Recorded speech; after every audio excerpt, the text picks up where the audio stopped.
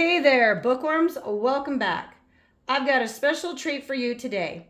Over the next 4 weeks, we will be reading out of the Rand McNally Book of Favorite Bedtime Stories.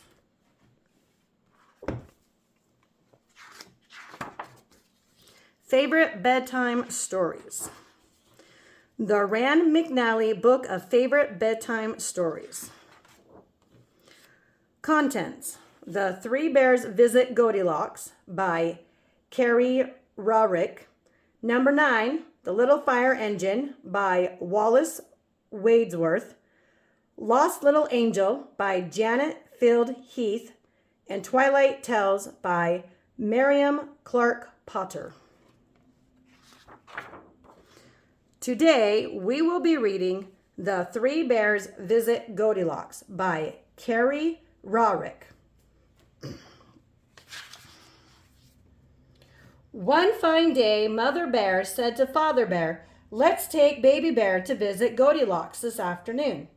So, after a quick lunch of honey cakes and porridge, the three bears set out for the little white cottage at the foot of the hill.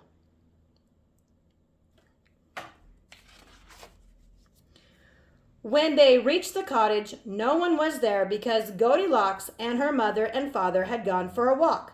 Father Bear knocked at the door, knock, knock, knock, in a big loud knock. No one came. Mother Bear knocked at the door, knock, knock, knock, in a middle-sized knock. No one came. Baby Bear knocked at the door, knock, knock, knock, in a wee little knock, and lo and behold, the door swung gently open. It was not locked.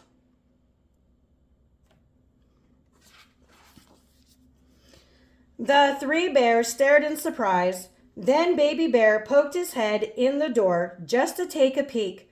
"Oh, look, Mother! Goldilocks has 3 chairs, too. A big red leather chair, a middle-sized chair, and a wee red chair for Goldilocks." The three bears tiptoed about the living room, filling the soft red chairs, but they did not sit in them.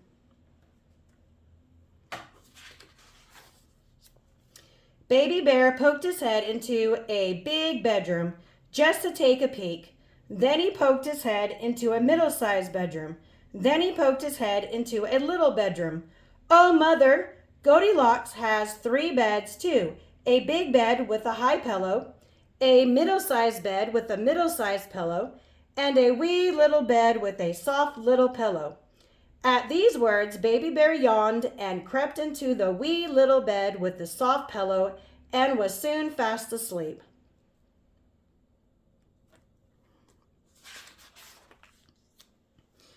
When Baby Bear woke up a short time later and peeked into the big bedroom, he was surprised to find Father Bear sound asleep in the big bed. Mother Bear was fast asleep in the middle-sized bed. Baby Bear slipped quietly away and went exploring.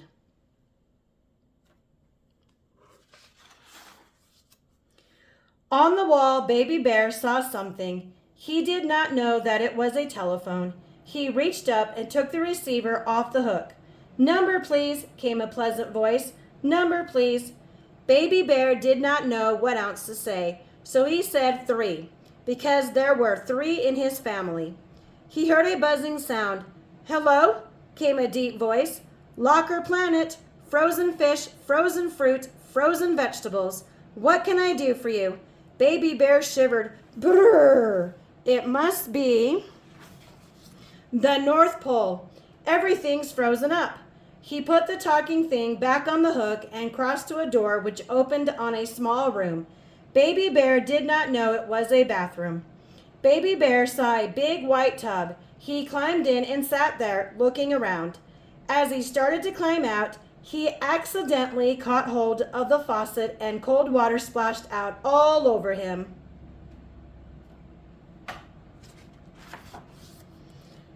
Baby Bear did not like that. He scrambled to get out of the tub, and as he did so, he twisted the faucet again and the water stopped. Baby Bear rolled himself up in the rug to get dry. After a while, Baby Bear crept out and went to investigate a round blue thing on the wash basin.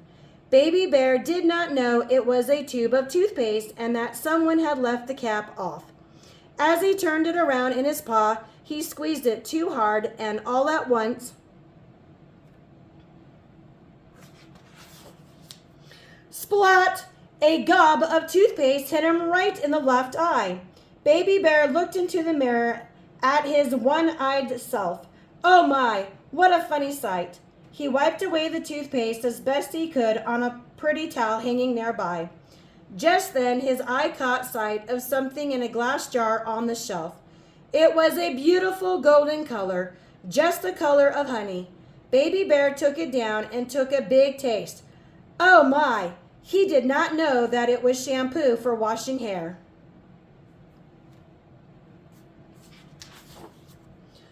Oh, oh, oh, he cried, and each time he opened his mouth to say, oh, a beautiful soap bubble floated out. It was wonderful. Baby Bear stood before the mirror, entranced, and watched the little round bubbles drift forth as he made soft little O's. He watched until the beautiful bubbles stopped coming. Just then a voice said, cuckoo, cuckoo, cuckoo. Baby Bear felt someone was laughing at him, and he went to see who it was. He looked and looked, but he found no one calling cuckoo. He did not know that it was the cuckoo clock over his head in the hall.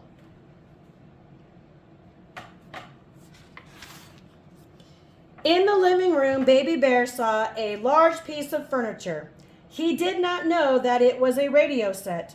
He began to play with the buttons on the side. All at once, a voice called out at him, "Strike one!" "Oh my, strike me!" cried Baby Bear. He turned the buttons every which way, trying to stop the voice. But all at once, there appeared on a white screen above his head a man with a baseball bat. Baby Bear did not know that he had turned on the television.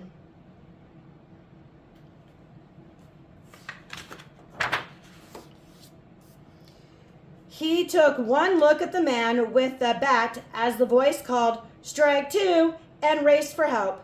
Baby Bear pulled and tugged at Father Bear and woke him up. Then he pulled and tugged at Mother Bear and woke her up. All three bears tiptoed to the living room door and peeked out the screen.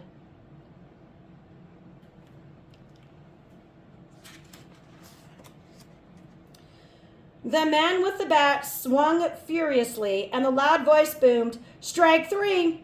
The three bears rushed out into the kitchen and hid under the table, the white cloth almost covering them. At this very moment, Goldilocks returned with her father and mother. As they came in the front door, Goldilocks said, "Someone has been looking at our television set." Then she went to the bathroom and looked at the toothpaste and shampoo and towel. "Someone has been in our bathroom."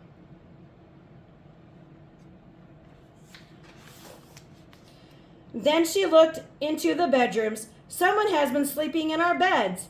As she turned around, she heard a noise in the kitchen and saw the table cover move. As she turned around, she heard a noise in the kitchen and saw the table cover moving. Goldilocks' father said, "Someone is hiding under our table, and I know who it is. It is Father Bear and Mother Bear and wee Baby Bear." At the sound of his voice, the three bears scrambled out from under the table and lunged through the open door. They lumbered away up the hill towards home and never stopped till they reached their own little house in the woods. And Father Bear and Mother Bear never took Baby Bear to visit Goldilocks again. The end. Thank you for reading The Three Bears Visit Goldilocks with me today. If you enjoyed this story, tap that like button with your favorite book. Don't forget to subscribe if you haven't already done so, and keep those pages turning. Bye, bookworms!